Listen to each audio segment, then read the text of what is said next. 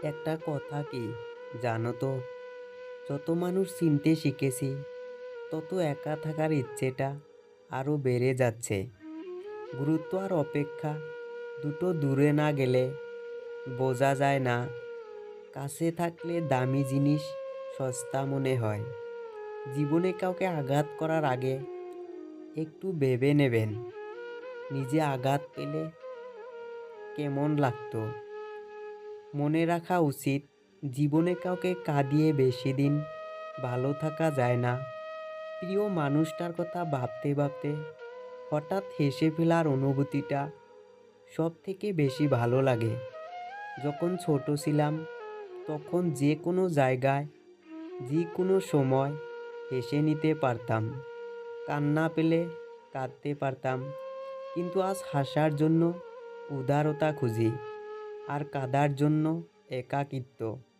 টাকা খুব ছোট একটা শব্দ, অথচ এই শব্দের প্রভাব এত বেশি যে এর অভাব হলে দেখা যায় হাহাকার, আর বেশি হলে দেখা যায় অহংকার। টাকা দিয়ে একটি বিছানা কিনতে পারবেন, কিন্তু ঘুমকে নয়। টাকা দিয়ে একটি ঘড়ি কিনতে পারবেন, কিন্তু সময়কে নয়।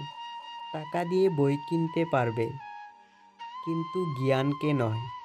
টাকা তোমার অনেক বন্ধু দেবে, কিন্তু ভালোবাসা নয়। জীবনে পারফেক্ট মানুষ থাকার চেয়ে মানসিক শান্তি দেওয়ার মতো এমন মানুষ থাকাটা খুব জরুরি। যার মনে অসংখ্য মানুষের ভিড়, তার থেকে সরে থাকাটাই দরকার। গায়ের রং ফর্সা হলেই মানুষ সুন্দর হয় না, মানুষ সুন্দর হয় তার চরিত্রে। প্রতিষ্ঠানে বড় বড় ডিগ্রি থাকলেই মানুষ শিক্ষিত হয় না, মানুষ শিক্ষিত হয় তার পরিচয়ে। বদলে যায়নি, আগের মতোই আছি।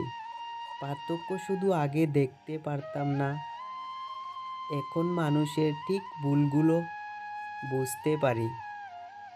মানুষ লাঠির আঘাত সইতে পারে, কিন্তু কথার আঘাত সইতে পারে না। পৃথিবীতে যদি সত্যি আপন বলে কেউ থাকেন, তবে তিনি হলেন মা।